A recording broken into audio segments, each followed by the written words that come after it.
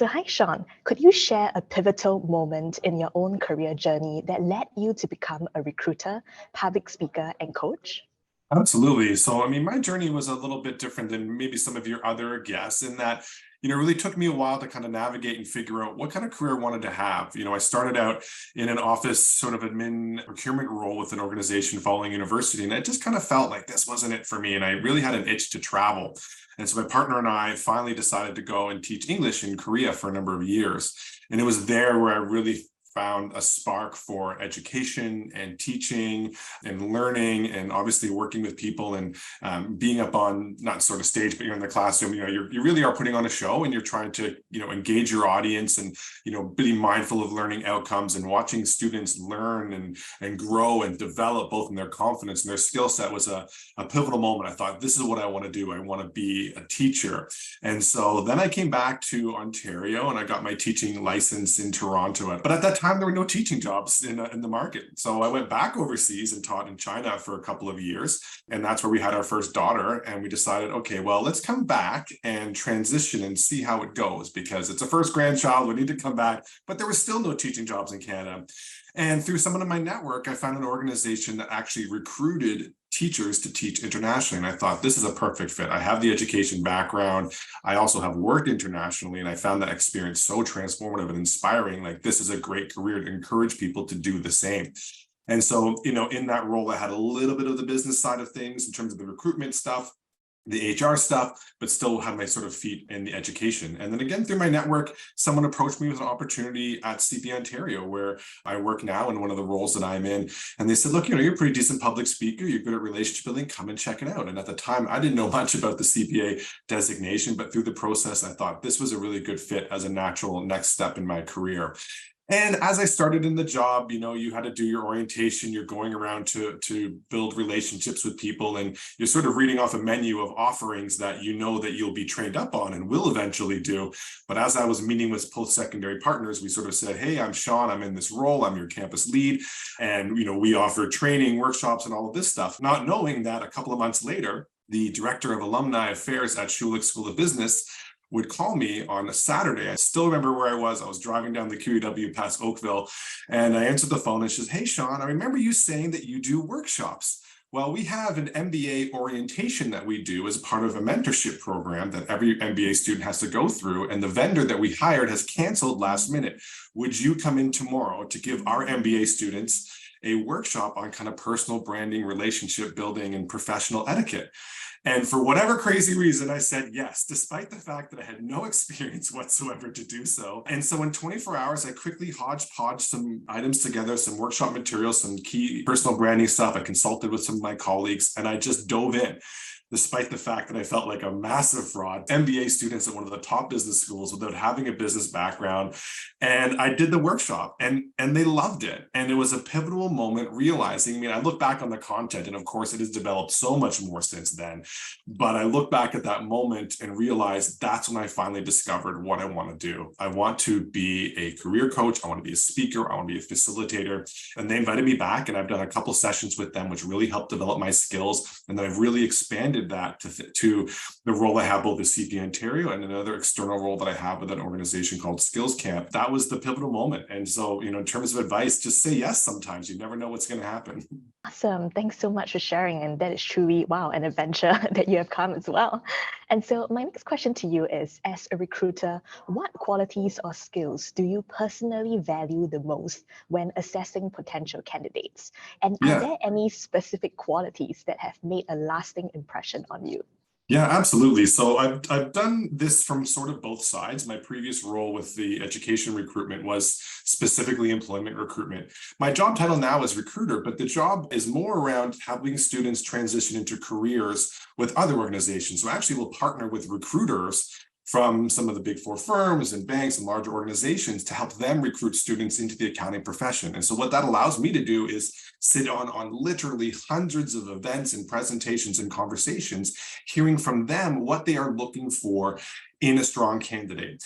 And my job now through the workshops that I do in the one-on-one coaching is to pass that information on to students and to really start to watch those who go through the process and have their top choice of employer And what is it that they have that stands out? And the first thing that stands out to me is evidence of the growth mindset. Someone that really thrives on taking risks, trying new things, embracing learning, and sees failure as an opportunity for growth, who welcomes feedback. Also, we talked to a lot of employers, and particularly in the accounting industry and finance where I work, there's some technical skills that are needed, but ultimately these are not the priority in the recruitment process. They know they can teach technical skills. Anyone can learn IFRS, can do a data analytics workshop over the weekend, but what we hear over and over again that is so difficult to find in the recruitment process are these human skills, these soft skills. Collaboration, critical thinking, problem solving, communication. Where do you get those? There was a great quote I heard from one of the academic deans that said, "What got you here won't get you there." And I think a lot of times when students who are really academically successful, they think, okay, well, I got into university with some really good marks, and I got to continue to do the same. Well, the game has changed. It's not just about good marks. You're competing with students all across Ontario and all across Canada that also have good marks. Your transcript is not enough. So when we look for where are the evidence of these communication, collaboration skills, well, it's not on your transcript. Where is it? It's from the extracurricular involvement, student clubs, volunteering, part-time work. These are where you develop those skills and those evidences to be able to support, give me a time when you had conflict, give me a time when you were being a leader, give me a time when, you had to show integrity. And so all the evidence tends to come from those types of experiences and not necessarily your transcript. So when we're looking at a strong candidate, it's holistic. Yes, you need to show that you have evidence of learning. Yes, you need to have certain marks on your transcript, but those that really stand out in the process are the ones who are comfortable in their own skin, who are developing real skills, who are taking chances. And ultimately, when it comes to meeting you in person, the real goal of networking is to stand out in the crowd. So how do you really do that? Well, it's those who show a little bit of personality without being personal. So be yourself. We're trying to find common ground wherever we go. And networking is not a perfect science. You're not going to have gold rapport with everyone, but those are going to share your interests and your principles and your values. Well, you might as well be as much of yourself as possible. So it does take some practice to do so. And that's kind of the workshops that we do. But in terms of standing out, it's someone that, is confident in who they are, who's not afraid to talk about their interests and their hobbies and what makes them different, to show some personality without being personal, and who are really embracing that growth mindset and taking advantage of every opportunity outside the classroom to grow, develop, and make connections. Amazing. Thank you so much for sharing. And yeah, I think you touched on, such a different point that in the past couple of years, recruiters focus on the grades and the transcripts, but now we kind of see the shift in terms of how you stand out. It's really the soft skills that you're able to develop too. So yeah, thank you so much for sharing on that. And so, Sean, I would like to shift the focus back to you as well. And so in this highly competitive market, how have you managed to differentiate yourself and stand out in your own career? I think the thing that was hardest, I talk about the growth mindset, and if I'm being honest, it wasn't something that I had personally embraced for much of my career. This is a new journey for me, and I'm really starting to see the benefits really, really quickly. And so it really comes down to just saying yes to things. Is there an event that is in your industry? Is there an event where some key stakeholders are there? Or is there an event that you can practice a skill set like relationship building? Is there a volunteer to be an MC or present? Or, are you struggling with communication? Go to join Toastmasters. Let's look at where your skills are and say yes to opportunities to practice them. And so that's my first thing that really stood out to me. And I told you the story about Schulich, where I said yes to the opportunity. Well, from there, the opportunities kept coming. I had local associations, people that saw me on LinkedIn and said, would you come? And this was all voluntary, but I wanted to grow my brand and my exposure. So I just kept saying yes, yes, yes. And you do that enough time, the word of mouth really will spread. Relationships are key. You absolutely need to prioritize relationship building in everything that you do. It is probably the most important skill set, maybe besides communication, but of course they go one and the same. So think about those who are important stakeholders for you and start asking, what can you give them? There is this sort of false narrative that is, to be successful in business, you have to be a go-getter. But in my mind, a go-getter is someone that is out there to go and take and go and use and manipulate, who's only out there for themselves. So I encourage students to be a go-giver. think about how you can give to people in your network. And it could be as simple as commenting on a LinkedIn post, adding something to someone's post to help the algorithm boost up their profile by contributing conversations, by, liking, or simply students often ask me, well, I'm talking to this big wig executive and I don't know what to say to her. I'm just a first year student. What do I have to offer? Well, you can offer your interest. You can offer your questions, you can offer your curiosity, and you can offer your humbleness to be able to, receive that information. And I see it in the work I do all the time, thousands and thousands of well-accomplished professionals lining up to mentor, to volunteer. Well, they're not getting paid. What are they getting out of it? They love to give that advice and give back.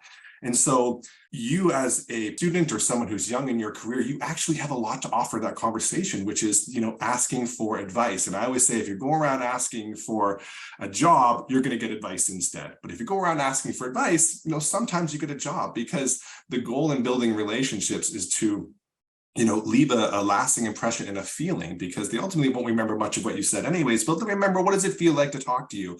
And it feels great to give advice. You can hear my energy right now. I'm giving advice. It feels wonderful. So, you have to be curious enough and humble enough to go and meet somebody and say, I want to learn about you, not learn about the company you work for, but I want to know about you and your story. And so that's really just been the biggest shift for me, because I used to approach relationships with, oh, if you're going to think Sean Mullin is interesting or valuable or worth your time, then I need to sell myself and talk about all the accomplishments and interesting things that I've done. But that approach really was not effective for me for a long time, because I was out there being a go-getter. And so my approach has been to let everyone I talk to, try to make them be the center of attention in the conversation. Be a good listener. Ask them questions that I'm genuinely interested in. And two things have happened as a result. One, I actually have got really good insights from them and learned about them and found them interesting and had built great friendships around that. And two is the relationship becomes much stronger, because they remember Sean as someone that is invested in them and who's being a go-giver. And that increases their likelihood tenfold to accept a coffee chat request, maybe a volunteer request, or something that I eventually need from them.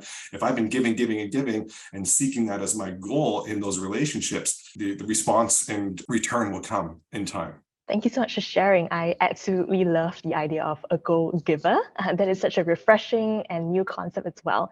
And so to touch base on the whole idea of networking as well, can you share a personal story or experience that showcases the power of effective networking and building meaningful connections?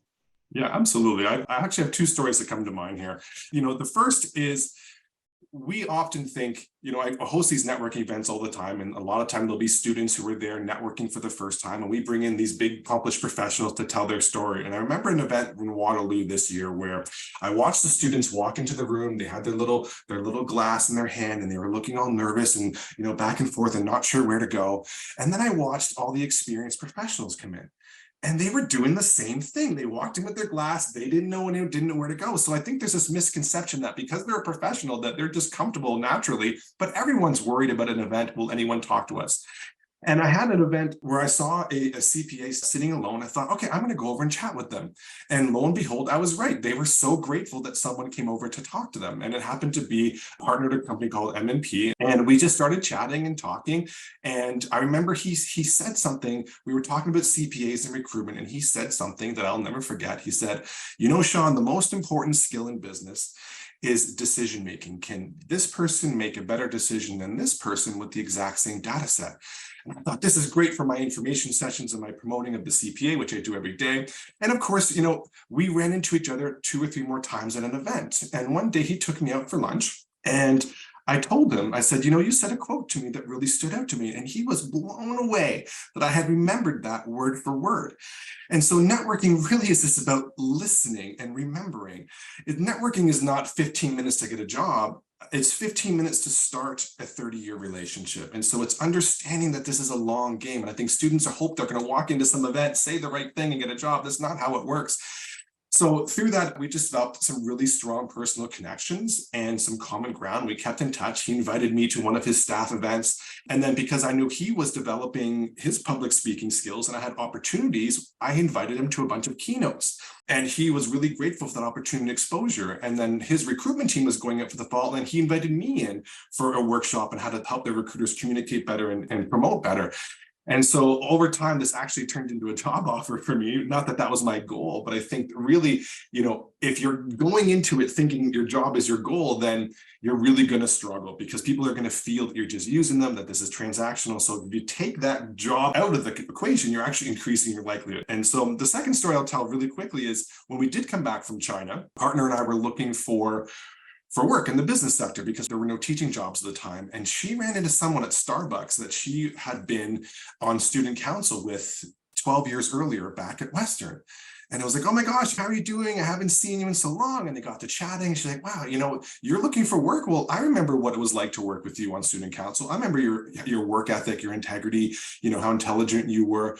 Well, let's have a meeting. My team is looking for someone right now. And she's been with that organization the last 9 years. So the point that I'm making as a student who's entering the market or someone who's young, starting to network, your network is not just out there with recruiters and employers and professionals. You have to network with your peers right now, because they will be that network that will stick with you throughout your career. So those are my two stories. And every interaction with someone, whether it's the first time or the thousandth time, is a chance for them to know you better, like you more, and trust you further. And so, whether it's someone you work with every day or you're just meeting, this is the opportunity to grow. Because if somebody knows you and likes you and trusts you and they know about a job, they're going to tell you. You don't have to ask. Awesome. Thank you so much for sharing. That was definitely so insightful as well. And so I just wanted to touch about, your coaching and mentoring journey as well. What is one success story that you hold dear to your heart? And how did you help that individual achieve their career goals? Good question. I mean, I'm so lucky to be able to be with students on their journey. And so as I share this story, I want to make clear that ultimately it was the student that did this. It was the student's choice. It was their grit, their resilience, and their real drive to be able to learn. And so I want to give them a lot of credit. But I remember there was a student, his name was Tony, and he came from a really small post-secondary institution. So why I say that, it's not one in which you have a lot of employers coming all of the time, and there's lots of huge events to really develop this stuff. It was really incumbent upon students from that school to, go outside of their school, be it virtually, in person, to get those learning experiences. And I remember him at an event, and he was trying really hard, and he had a suit jacket that was 4 times too big for him. And he had a shirt that was, barely collared and a tie that was untucked. And I kind of approached him, like, not that I'm the fashion police, but I was like, Tony, look, I can see that you're coming out to some events. I really applaud your drive. Are you open to some feedback?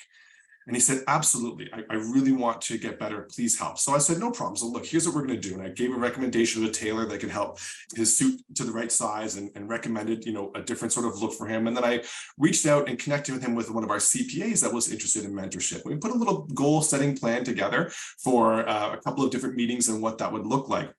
And then from there, I really shadowed him into some networking events. We came in, we said, okay, who do you want to talk to? Here are some good questions to ask. And then after that, we said, what did you learn from them? So let's walk away from every conversation with a couple of notes. Here's what Mayanne said. Here's what stood out to me. Here's the advice she gave. And then let's follow up on LinkedIn and say, reach out with a note. Hey, Mayanne, great to meet you at that event yesterday. You said this that had real impact on me. I'd love to follow up with you. And he actually started gaining so much confidence that he applied for and was successful to join our team as one of our board of ambassadors, where he took on even more of a leadership role at the school, helping students to do that, to get involved and encourage them, which was, again, so important at that small school. And what was fascinating at the end, when he, gave some presentations to our ambassador team, he said, I could not believe 2 years ago, if you had told me that I'd be in front of classes, at events, emceeing, public speaking, and, it's still a long journey. I have a long way to go, but I'm so much more confident now. And I know, what it's like to step out of my comfort zone, take some risks. And he's doing really well now professionally. And it's great to see his journey. But again, this was, yes, I helped with some framework, but what the joy was, it was him that did that work. And ultimately it's his accountability, and I give him a ton of credit. Wow, thank you for sharing. And, I know that you also mentioned that it's part of the work that he did as well, but I'm sure that, without your support and your encouragement and, even helping out with his tailoring of his suit as well, like even such small details, without that support, he wouldn't have had that direction too. So thank you so much for sharing such an encouraging story too. And so my next question is, in your own career, how have you utilized storytelling to make an impact? Yeah, this is a great question. And really, for any aspiring public speakers out there right now, let me tell you that storytelling really is the secret to engaging your audience and compelling them to connect and to act. And the reason for that is quite simple. I mean, storytelling is just how we as a human race how we communicate with each other. It is the fundamental, acumen to human understanding. It's how we make sense of the world. And we love a good story. We absolutely do.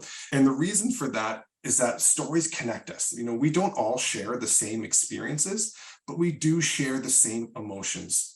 And so storytelling helps us to connect with you on an emotional basis. And PR, advertisers, marketers, they know this. They know all you have to do is watch a commercial these days, and they can be anywhere from hilarious to fun to exciting to really emotional. Like think about those like Olympic ones where they show like the parents in the crowd cheering their kid on as they fall down, get up, and now the Olympics, and I'm sobbing.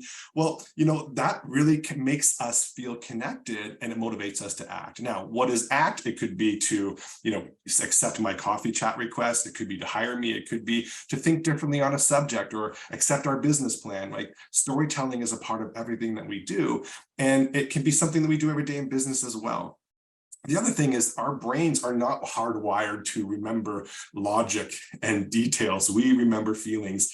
And I do workshops on storytelling, and I always start off the workshop with a story. And it'll be a story around me having to knock on doors to get sponsorships for a charity that I was doing when I was a kid. And I talked about the feelings that I had, how nervous it was, and I'm knocking on the door. But then I give all these great details, like how many houses there were, what the cost was, the name of the street that I was on. And I tell that story to start the session. And then 40 minutes into the session, I go back, okay, who remembers how many houses on the street? Who remembers how much the candies or the sponsorship was? Who remembers the name of the street? And no one can. And I say, who remembers exactly how I felt going up to that door? Everyone puts their hands up. So we remember things like feelings. We take that with us. And your personal brand is a feeling.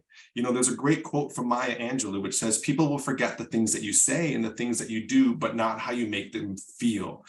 And, if you think about it, when you go down the street and you're at the mall or the train station, you're like, oh, I know that person. Oh, I recognize them, but I forget their name or where I know them from. You remember the feeling that they are really kind or they're a jerk, right? That's just how our brains are. So if you're thinking about your personal brand out there, remember that your brand is a feeling, and that's why it all ties into asking for advice, let the other person be the center of attention, listen very well.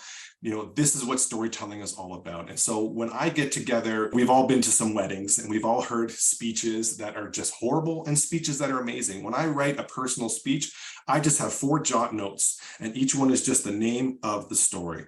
Because if I'm trying to read a script or I'm trying to memorize something, you're going to falter. But when I'm telling a story, you know that story, you know it in here. And so it becomes so easy to speak naturally to your own personal experience. And of course, you're going to engage the audience much better. So storytelling is really the secret of every good public speaker and presenter. And I encourage everyone to do the same, whether it's an interview or a coffee chat or whatever. Awesome. Thank you so much for sharing your insights about that. And so, just to touch base on the recruitment and job search process as well, I would like to know, what are some common misconceptions or myths about the job search process that you personally encountered and had to debunk? Yeah, absolutely. I think when it comes to, making connections, people know that a network is really important. And the common phrase you often hear is networking is who you know. And I'm going to tell you a story. There's a professor that I get to speak in his class at Rotman School of Management. It's the Intro to Business. He has 3 sections of 300 students, so 900 students in total. And he's been teaching this course for about 15 years. So naturally, some of the students he knows from 15 years ago are now senior executives and partners. And they reach out to Michael every fall and say, look, we need somebody, we need a good intern. We need someone that you can recommend who's a top student who's standing out. Can you recommend someone for us? Now, if networking was who you know, well, all 900 students know this professor. Wouldn't they get the recommendation? Well, of course not.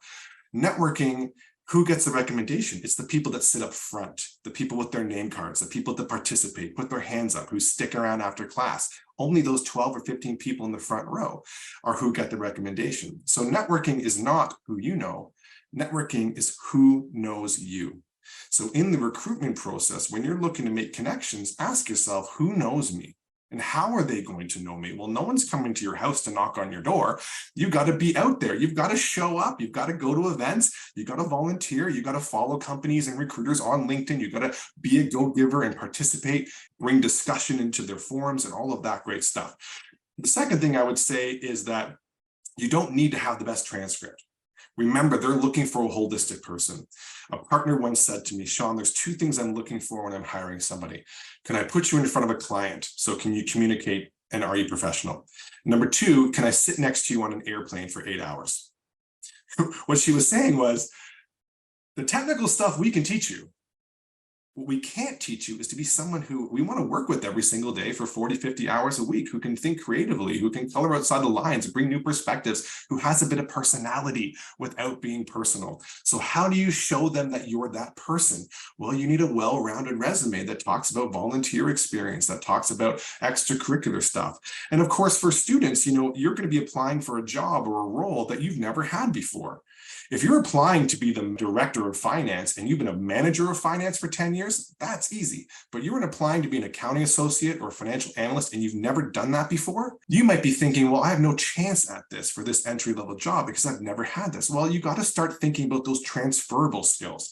Did you work at Tim Hortons when you were 16? Okay, what does that have to do with being a financial analyst? Well, you know how to be a frontline brand ambassador. You know how to communicate to different customers, to problem solve, to think critically on your feet, to follow process, to report to multiple managers. These are transferable skills. Are you into esports? What does esports have to do with being an accounting associate? Well, do you have to work as a team? Do you have to think strategically? Do you have to respond to changing information in real time and pivot? Are you competitive? Do you like to win as one? These are good skills that are transferable. So one of the biggest myths then is people think I don't have what it takes or the qualifications that are needed.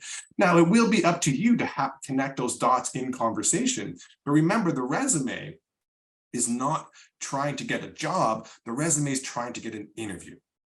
So the interview is the time to connect all those dots and bring those transferable skills. And again, last thing is that your goal in networking can't be to get a job.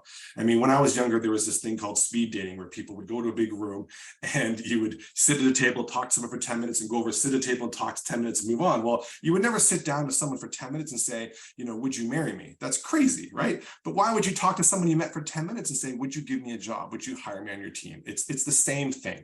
The networking has to be about building your brand, building connections, getting people to know, like, and trust you more. And if you do, and you do that right, you're going to actually increase your chances of getting a job. Awesome. Thank you so much for sharing. And I think that's such amazing advice too.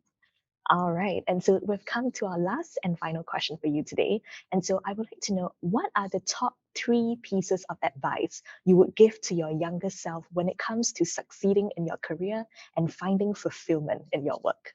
Yeah, absolutely. Fulfillment is really important.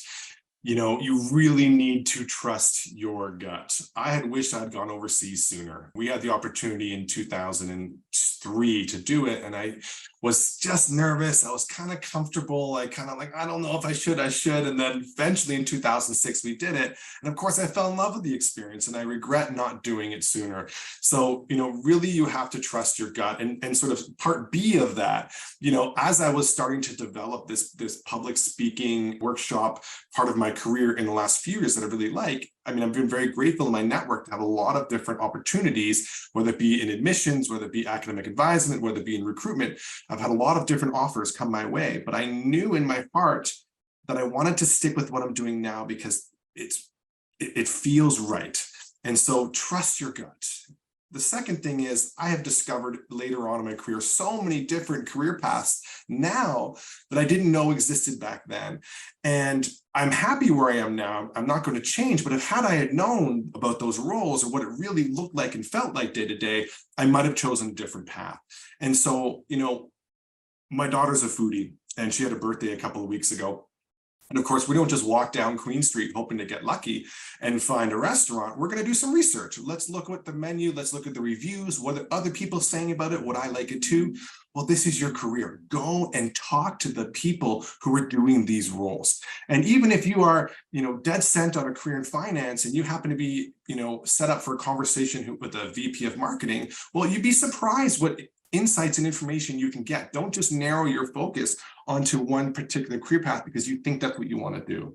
Go and talk to as many people as you can, because it's going to help you practice your networking, but it's also going to give you those important insights and inspiration. And I always love to say, who should I talk to next? What do you recommend? And when we ask people for advice, you're letting them know how they can help you.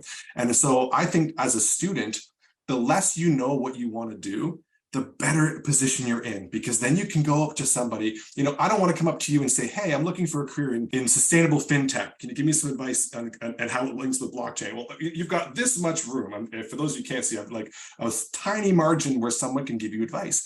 But if you reach out to someone and say, hey, I'm an aspiring CPA, or I'm thinking about going into HR or marketing or whatever, and I have no idea what I want to do, but I'm really excited. I'm reaching out to you because you might have some advice to me. Great. Well, someone is much more likely to say yes to that request because they know that they have a wide open plate and that you have a blank canvas. So it's okay. And it's great that you don't know what you want to do. And you don't need to know your whole career when you're 18, 19, 20. I was 40 when I finally found my love of what I want to do. So there's no rush. Take your time.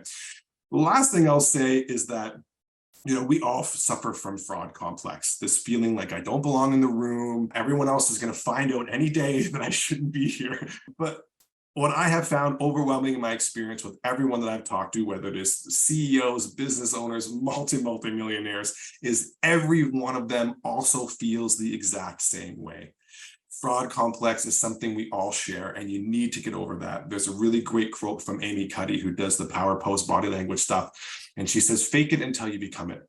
And that's exactly what I did. I kept coming to those sessions, training people on professionalism and professional etiquette and workshops. And before long, I was just there. It's kind of like when you come in from a rainstorm and you're soaking wet, and then do you remember the exact moment that you're dry? No, all of a sudden you just eventually are. And that's really my advice to people. Just keep saying yes, keep showing up, keep trying new things, embrace the growth mindset. Before you know it, you'll already be there. Awesome. Thank you so much, Sean. And now we've finally come to the end of our podcast, the cast. And really, thank you so much, Sean, for sharing all your insights and your knowledge. And, it's just so insightful as well. And I believe that our students will be able to benefit from all this wisdom that you have shown to us today. So thank you so much for your time, Sean. Thank you very much.